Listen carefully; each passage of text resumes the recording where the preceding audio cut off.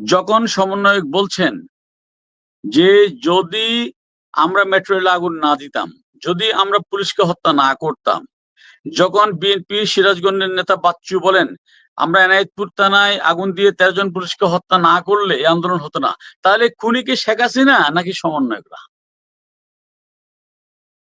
আচ্ছা দেখ, আমরা হ্যাঁ, এটা এটা ভবিষ্যৎ খুব বলে দেবে। ক্লিয়ার। ছেলে হুম। সমন্বয়ক কারা? আপনারা বিচার করুন।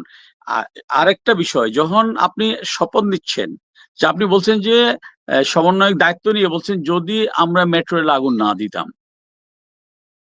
তাহলে মেট্রো রেলকে রাষ্ট্রীয় সম্পদ এটা রক্ষা করা আইন শৃঙ্খলা বাহিনীর দায়িত্ব। যে আগুন দিতে আসছে তাকে ঠেকানো না পারলে ওই পুলিশের চাকরি থাকবে না। এটাই তার সাংবিধানিক শপথ। সেখানে যদি সে ঠেকাতে গিয়ে যদি কেউ আহত হয় বা কোনো ধরনের অনাকাঙ্ক্ষিত ঘটনা ঘটে, এই দায় কিন্তু পুলিশের না। এই দায় যারা এসছে তাদের। কারণ এই অধিকার কাউকে দেয়নি কেউ যে আমি সরকারি রাষ্ট্রীয় সম্পদ আমি আগুনে পুড়িয়ে ভস্ম করে দিব। আমি মানুষকে হত্যা করব, পুলিশকে মেরে আমি ঝুলিয়ে রাখবো। এ অধিকার কেউ দেয়নি। তাইলে এখন আওয়ামী লীগ হত্যা করেছে জনমানুষকে? নাকি যারা প্রকাশ্যে এখন বলছেন যে এনায়েতপুর থানায় যদি আমি আগুন দিয়ে 13 জন পুলিশকে হত্যা না করতাম তাহলে শেখ হাসিনা পুলিশ ভয় পেত না। যারা বলছে আমি যদি মেট্রো রেলে আগুন না দিতাম, পুলিশকে হত্যা করে ঝুলিয়ে না রাখতাম তাহলে এই বিপ্লব হতো না। তাহলে হত্যাকারী কারা? শেখ হাসিনা? ভাইরে, আওয়ামী লীগ ওনারা নাকি সত্য আপনারা? কথা ওনারা একটা সত্য কথা বলছে। এখন আপনারা এত কথা বললে তো সত্য কথাও আর কেউ বলবে না। সত্য তার কথা বলে দিয়েছে আমাদের। তারা সত্য কথা বলছে না। না, শিশির আমি রায় সত্য তিনি কথাকে লিখেছেন। সেলিউট জানিয়ে বলছি। সত্য কথার মধ্য জি, দিয়ে তো ফাতেমা খাতুন আপা জবাব পেয়ে গেছেন। নিষিদ্ধ জি, কাকে করা উচিত? শেখ হাসিনাকে, আওয়ামী লীগকে, নাকি যারা হত্যা করেছে তাদেরকে? ওকে, তারা জি, বঙ্গবন্ধু কন্যাকে বা আওয়ামী লীগ সরকারকে ফেসিবাদী বলেছিল। তো ফেসিবাদ তো একটা ব্যক্তি হতে পারে। আপনি যখন ফেসিবাদের বিরুদ্ধে লড়াই করার কথা বলে আপনি আবার দায়িত্ব নিয়ে বলবেন যে এদেশে হয় আওয়ামী লীগ থাকবে না হয় আমি থাকবো, তখন তো আপনি আর ফেসিবাদে থাকেন না, তখন আপনি ফেসিবাদের দাদা হয়ে যান। তো সেই জায়গায় কি আমাদের কোনো উপলব্ধি করতে পারি? আমরা কি টের পাই কিছু? আচ্ছা, এখন আপনি এখানে আমি জি, ইয়াং জেনারেশন, আপনাদেরকে আমি সেলিউট জানাই। আপনারা আমার সন্তানের বয়সী, নো ডাউট। অবশ্যই সন্তানের কাছ থেকে বাবার অনেক কিছু শেখার আছে। কিন্তু আমরা কি শিখবো? জনাব ইসমাইল, আপনার মনে থাকার কথা, আমরা যখন ইউনিভার্সিটিতে পড়তাম, কলেজে পড়তাম, অথবা শিক্ষা প্রতিষ্ঠানে পড়তাম, আমাদের শিক্ষকরা নানা মত এবং পথ ধারণ করতেন। আমরা কখনো জি, তাদের সাথে ব্যাদবি করিনি। আমরা কখনো তাদেরকে বলিনি যে আপনি কেন আমার মতের পক্ষে না, সেজন্য আপনি রিজাইন করেন, না হয় আপনাকে জুতাপিটা করা হবে। তো এই প্রজন্ম তো আমাদেরকে সেটাই শেখাচ্ছে। জনাব ইসমাইল, আপনি অনেকদিন পরে আপনার সাথে আমি সম্পৃক্ত হলাম। আমার মনে একটা জি, অভূতপূর্ব প্রশ্ন ছিল যে আমরা কোথায় যাচ্ছি? যে ৫ই আগস্ট বঙ্গবন্ধু কন্যা ভারতে যাওয়ার পরে আমরা দেখলাম তখন ইন্টার পরীক্ষা চলছিল। জি, আমরা মিডিয়াতে দেখলাম ১ থেকে ১৫০ ছেলে-মেয়ে তারা পরীক্ষা না দেওয়ার দাবিতে সচিবালয়ের সামনে গেলেন এবং তারা জোর করে সচিবালয়ে ঢুকলেন। ১৮ তলা শিক্ষা মন্ত্রণালয়ে উঠলেন। তারা বললেন যে আমরা পরীক্ষা দিব না। ১৪ লাখ যেখানে পরীক্ষার্থী, সেখানে সমস্ত ১৪ লাখ পরীক্ষার্থীর মতামতের তোয়াক্কা না করে ১ থেকে ১৫০ বা ২০০ বা ৫০০ ছেলের একটা মব জাস্টিসের মুখে তারা টোটাল পরীক্ষা বাতিল করলেন। আমরা এরপরে দেখলাম বাংলাদেশের শ্রেষ্ঠ কলেজগুলো, এই নটরডেম কলেজ থেকে শুরু করে প্রত্যেকটা কলেজের সাধারণ ছেলেমেয়েরা উইথ অভিভাবক রাস্তায় নেমে আসলেন যে না, আমাদের সন্তানরা পরীক্ষা দিবে। ওকে, তাদের দাবি যৌক্তিক। যারা আন্দোলনে আহত হয়েছেন তারা যদি পরীক্ষা সময় না দিতে, পরীক্ষা দেওয়ার মতো পর্যাপ্ত সময় না পান, প্রয়োজনে তাদের জন্য অন্য কিছু করা যেতে পারে। কিন্তু তাদের জন্য এই যে আমি ১৪ লাখ পরীক্ষার্থীর জীবনকে বিপন্ন করলাম। তাদের মেধার সুযোগটাকে আমি অ্যা অ্যা বা নস্যাৎ করে দিলাম। তাহলে আপনি যে কদিন আগে স্লোগান দিলেন "কোটা না মেধা", তখন কোথায় গেল সে মেধা? আমরা কি একবার ভেবে দেখেছি? আপনি যে বৈষম্যহীন সমাজের কথা বললেন, তাহলে যে আপনি ১৫০-২০০ ছেলের দাবির মুখে ১৪ লাখ পরীক্ষার্থীর পরীক্ষাকে বাতিল করে দিলেন। এর চেয়ে বড় বৈষম্য পৃথিবীতে আর কি হতে পারে? আমাদের সন্তানরা যদি এই বিষয়গুলো একটু ভাবতেন, অবশ্যই তাদের কাছ থেকে আমরা অনেক কিছু পেতাম। কিন্তু তাদের কাছ থেকে পাওয়ার মতো কিছু কি আমরা পাচ্ছি?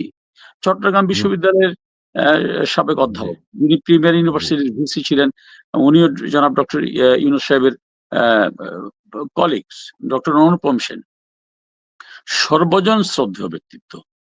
হতে পারে উনি আওয়ামী লীগ মনোভাবাপন্ন। কিন্তু উনি সত্য কথা বলার ক্ষেত্রে কোনদিন এক পা পিছপা হননি। উনি তার একটা ইন্টারভিউতে বলেছিলেন যে তার ছাত্র ছিলেন জামাত ইসলামের নায়েবে আমির জনাব শামসুল ইসলাম। তিনি তখন পাকিস্তানে একটা করাচিতে একটা ইন্টারন্যাশনাল সেমিনারের ইনভাইটেশন পেয়েছিলেন। তার পরীক্ষা ছিল ইন্টারভিউ, এবং অনুপম স্যারকে বলেছিলেন যে স্যার আমি তো এটা একটা সুযোগ পেয়েছি, পরীক্ষাটা একটু পেছানো যায় কিনা। উনি কিন্তু তখন শিক্ষকের জায়গায় দাঁড়িয়ে, উনি কিন্তু তখন আর কোন রাজনীতি করে সেটা চিন্তা করেনি। উনি চিন্তা করেছেন আমার একজন ছাত্র ইন্টারন্যাশনাল একটা কনফারেন্সে সুযোগ পেয়েছে, পরীক্ষাটা আমি 2 দিন পরে নেই। উনি ঢাকা ইউনিভার্সিটির এক্সটার্নালকে অনুরোধ করে পরীক্ষা পিছিয়ে দিয়েছিলেন। সেই শিক্ষককেও আমরা বন্দুক ঠেকিয়ে বললাম যে তোকে পদত্যাগ করতে হবে, নারে মালানোর বাচ্চা তোর ইন্ডিয়া পাঠিয়ে দেবো। আমরা কি শিখছি, আমরা কোথায় যাচ্ছি? তো এখন তো আচ্ছা, জনাব শরীফ সাহেবদের কাছে এগুলাই মুখ্য বিষয়। জনাব আচ্ছা, শরীফ সাহেব এগুলো ঠিকই মুখ্য বলেছেন, বিষয়। আমি একটু বলি, জনাব শরীফ সাহেব ঠিকই বলেছেন যে বাংলাদেশের মানুষ খেতে পারছে কিনা এটা তাদের কাছে হেডেক নয়। বাংলাদেশের মানুষের মূল্যস্ফীতি কোথায় গিয়ে দাঁড়ালো এটা হেডেক নয়। ৪৩ লক্ষ কার্ড আপনার বাতিল করে দিয়ে এই গরিব মানুষগুলো দুবেলা খেতে পারবে কিনা এদের কাছে এটা তাদের কাছে মুখ্য নয়। তাদের কাছে মুখ্য বিষয় হচ্ছে কি, যিনি বাংলাদেশটাকে উন্নতির সোপান তলে নিয়ে এসেছিলেন, সোপানে দাঁড় করিয়ে দিয়েছিলেন বঙ্গবন্ধু কন্যা, তাকে বিচার করতে হবে। অবশ্যই জনগণের বিচার কিন্তু জনাব ইসমাইল, আমি বলছি, রাজনীতিবিদদের বিচার কিন্তু আইনের আদালতে হয় না। রাজনীতিবিদের বিচার হয় জনগণের আদালতে। আইনের আদালতে রাজনীতিবিদের বিচার হলে বঙ্গবন্ধুর ফাঁসি হয়ে যেত ৬৯ সালে আগরতলা ষড়যন্ত্র মামলার সময়। কিন্তু জনতার আদালতে বঙ্গবন্ধু নায়ক ছিলেন বলেই তিনি ফাঁসির রজ্জু ছুঁড়ে ফেলে মানুষ তাকে নিয়ে নায়কের আসনে বসিয়েছিল। এটা শুধু বঙ্গবন্ধু নয়, পৃথিবীর দেশে দেশে আপনি এরকম অসংখ্য নেতা পাবেন। আপনার চে গুয়েভারার কোনো দেশ নেই, কিন্তু এখনো সারা বিশ্বের মুক্তি আমি মানুষের কাছে চে গুয়েভারা একটা জীবন্ত অনুপ্রেরণা, জীবন্ত কিংবদন্তি।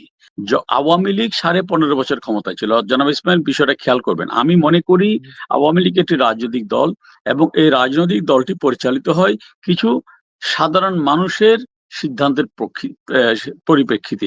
মানুষের সিদ্ধান্তে কিন্তু ভুল ত্রুটি থাকতে পারে, কোনোভাবেই আমি বলতে পারবো না। আওয়ামী লীগ কিন্তু ফেরেশতা দ্বারা পরিচালিত হয় না, আওয়ামী লীগ মানুষ দ্বারা পরিচালিত হয়। তো মানুষের হুম, মধ্যে তো ভুল ভ্রান্তি থাকে। আমাদের নেতা ছিলেন বঙ্গবন্ধু, তিনি পার্লামেন্টে দাঁড়িয়ে বলেছিলেন, মাননীয় স্পিকার, আমি মানুষ, মানুষ মাত্রই ভুল হতে পারে। আমি শয়তানও নই, আমি ফেরেশতাও নই। ভুল করাটা অপরাধ নয়। ভুলকে আঁকড়ে ধরার চেষ্টাটা অপরাধ। আমি ওই জায়গা থেকে বললাম যে আওয়ামী লীগের ভুল ছিল না, সেটা তো আমি বলছি না। কিন্তু আপনারা ফ্যাসিবাদ বলে আওয়ামী লীগকে তাড়িয়ে আজকে যে কথাগুলো বলছেন, জি, হ্যাঁ, সেগুলা সেগুলো তো ফ্যাসিবাদের যেকোনো সংঘাকে পাল্টে দেওয়ার মতো যথেষ্ট। আমার সেটাই বক্তব্য। একজন আ গণতান্ত্রিক মূল্যবোধ সম্পন্ন মানুষ কখনো কি বলতে পারে যে এই দেশে হয় আমি থাকবো, না হয় ওরা থাকবে? ইভেন জনাব ইসমাইল, আওয়ামী লীগের যেহেতু নির্বাচনী কমিটমেন্ট ছিল ২০০৮ সালে যে ক্ষমতায় গেলে যুদ্ধাপরাধীদের বিচার হবে, সেটা আমরা করেছি এবং সেটা অব্যাহত ছিল। তখনও কিন্তু আওয়ামী লীগ একবারও বলেনি যে এদেশে হয় জামাত থাকবে, না হলে আওয়ামী লীগ থাকবে। জনাব ইসমাইল, আজকে আপনাকে একটা জিনিস স্বীকার করতে হবে। ১৯৯৬ সালে আওয়ামী লীগের আন্দোলনের মুখে কিন্তু বিএনপি সরকারের পতন হয়েছিল। আমরা ক্ষমতায় এসেছিলাম মানুষের ভোট নিয়ে। আন্দোলনের মুখে বিএনপির পতন হয়েছিল। আমরা ক্ষমতায় এসেছিলাম। কিন্তু বাংলাদেশের ৫৬,০০০ বর্গ মাইলের কোথাও বিএনপির অথবা জামাতের কোন নেতা কর্মীর বাড়িতে একটি ঢিল ছোড়েনি আওয়ামী লীগ। ঠিক একইভাবে ২০০৭ 111 এ ইয়াজউদ্দিনের বিরুদ্ধে তুমুল আন্দোলনের মুখে তার পতন হয়েছিল, 111 হয়েছিল। এবং সেখানেও কিন্তু আওয়ামী লীগ জনতার ভোটে ২৬২টি আসনে জয়লাভ করেছিল ১৪ দলীয় জোট। মাত্র ২৯টা আসন পেয়েছিল বিএনপি, ২টি আসন পেয়েছিল জামাত ইসলামী। এরপরও যদি কেউ দেখাতে পারে, আমি আজকে আপনার শোতে ওপেন চ্যালেঞ্জ দিলাম, যদি কেউ দেখাতে পারে ২০০৮ সালের নির্বাচনে জয়লাভ করার পরও আওয়ামী লীগের কোন নেতাকর্মী বিএনপি জামাতের কোন নেতার বাড়িতে আগুন দিয়েছে, কাউকে গণপিটুনি দিয়েছে, কাউকে মারার চেষ্টা করেছে, আমি রাজনীতি ছেড়ে দেব। তাহলে কেন আমরা সেটা করিনি? আমরা এজন্য করিনি যে আমরা জিঘাংসায় বিশ্বাস করি না। আমরা পলিটিক্সে প্রতিদ্বন্দ্বিতায় বিশ্বাস করি। আমরা পলিটিক্সে আ সহমর্মিতায় বিশ্বাস করি। আমার প্রতিপক্ষ থাকতে পারে। আমি আমার প্রতিপক্ষকে শত্রু জ্ঞান করি না। আর তাই প্রতিহিংসার রাজনীতি আমরা চর্চা করি না।